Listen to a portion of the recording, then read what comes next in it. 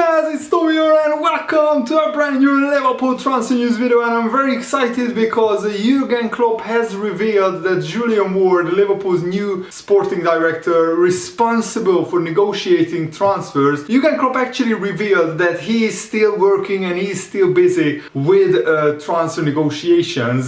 So you can safely say that Liverpool are not done with the transfer window. I think it would be pretty foolish to rule out Liverpool making any more transfers because there is still almost 2 months left of the transfer window. Of course, Liverpool like to do their business early. We signed Darwin Núñez and Fabio Carvalho already, and they are on the pre-season tour, and later today we play Manchester United in Bangkok, Thailand. I'm really looking forward to covering that game for you guys, so make sure to check back later into my channel. But James Pearce also revealed that Liverpool are not done in the transfer window, and we can't rule out any other transfers being made. And of course, Liverpool are also negotiating with Naby Keita, Diogo Jota on their new contracts. We already gave Joe Gomez a new contract, and this is what also James Pearce said in The Athletic. And by the way, if you enjoy these videos, make sure to leave a like, it really helps me out, and subscribe if you haven't already. So with the transfer window open for another 2 months, I don't think anyone can say with any certainty that there will be no more incomings at Liverpool FC. Strengthening the midfield is obviously a hot topic of debate, but unless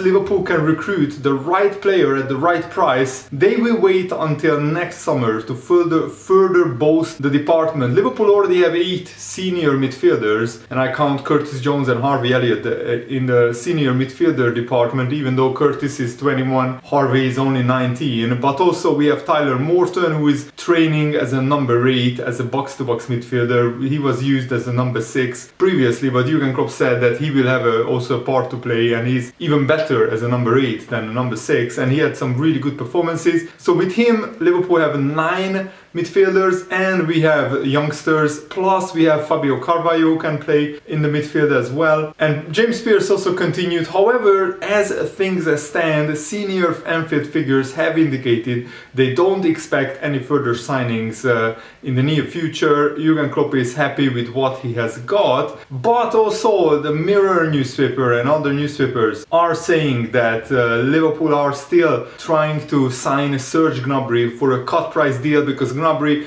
is really not happy at Bayern Munich. He wants to leave. He only has 1 year left on his contract, with no plans whatsoever to negotiate with Bayern on a contract extension. He wanted to sign a new contract, but Bayern didn't really give him what he wanted, the salary wise. And according to the newspapers, Bayern Munich are actually planning to cut Serge Gnabry out of the team if he decides to stall over a new contract. And that's exactly what he has been doing, because for the last 3 or 4 months Bayern tried to negotiate with Gnabry, but they weren't successful. He didn't sign a new contract, and the Bayern are actually considering, according to the newspapers, exiling Gnabry from the team if he does nothing to change his situation. So that's a way for Bayern to actually tell Gnabry, you should go, you should find another club, so we get some money from you leaving, because 1 year from now, if Gnabry leaves, Bayern will get nothing. He leaves on a free transfer, and Gnabry is worth around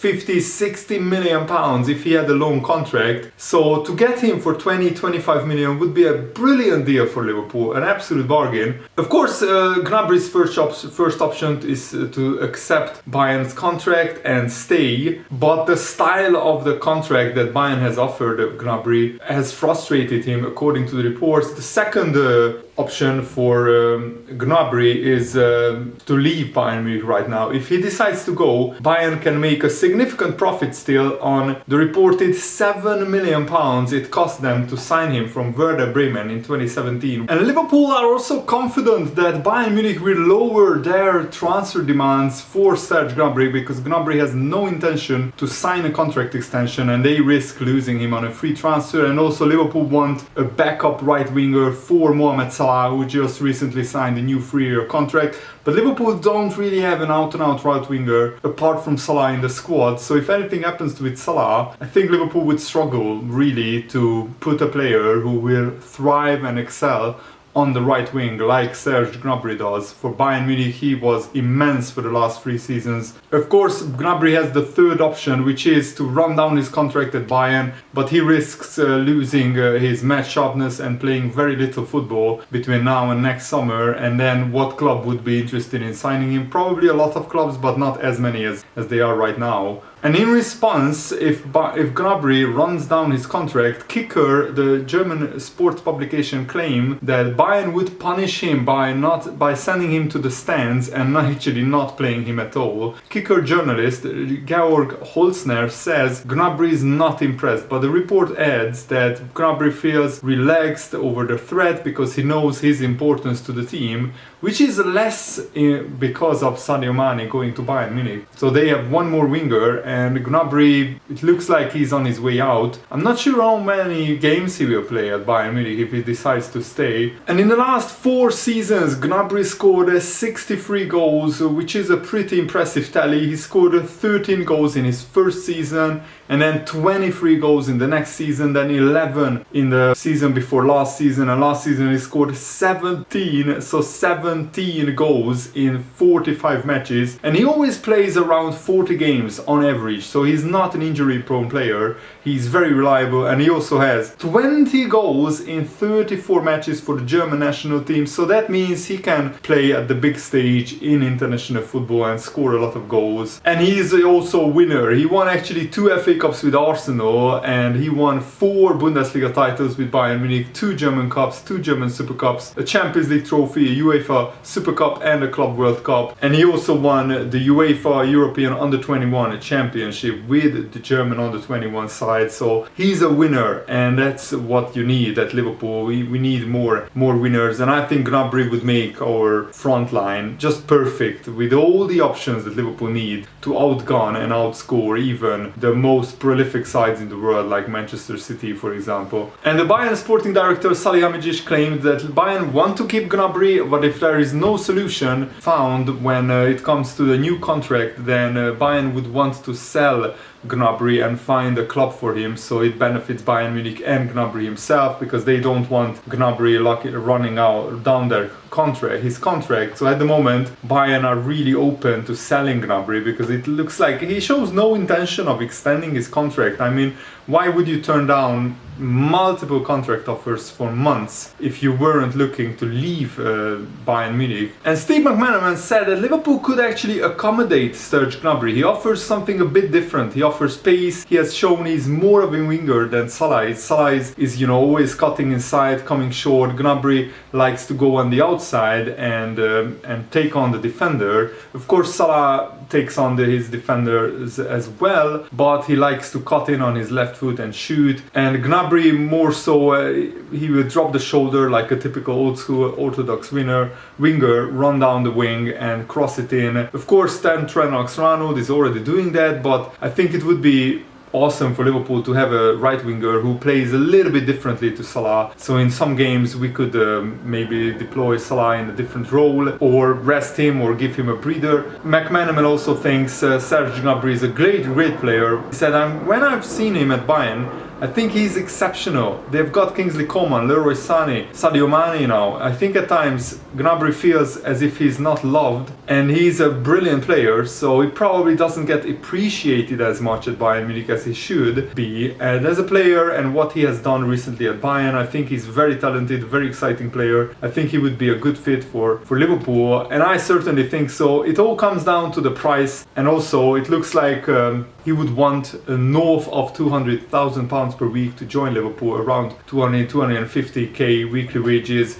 Salah recently got a big wage rise, so I think Liverpool could accommodate his wages even at £250,000 per week. And you always welcome players who can score 15-20 goals for you any given season. Of course, that remains to be seen how much Gnabry would play behind Salah. That's the big risk. Would you sign a player even if it's only for 25 million or 30 million if he's only a backup to Salah? And Salah will have a good 1.5 month rest in the middle of the season, don't forget. If Salah was going to the World Cup, I would see more of an appeal to sign Gnabry, but right now I just feel like Salah will play almost every week, almost every game, and there will be little game time for Gnabry unless we play maybe in a 4-2-3-1 formation, and we would deploy sometimes maybe even Salah as a striker and Gnabry on the right wing. That could be an interesting change of formation and change of tactics for Liverpool. And Liverpool had a little bit of injury scare because Darwin Núñez has come off towards the end of the last training session for Liverpool, and he seems to have a bit of discomfort in his left foot, but it's just a blister, a bruise. But still, maybe Liverpool will not risk him and play against Man United later today, this afternoon. But also, if it's not a serious injury,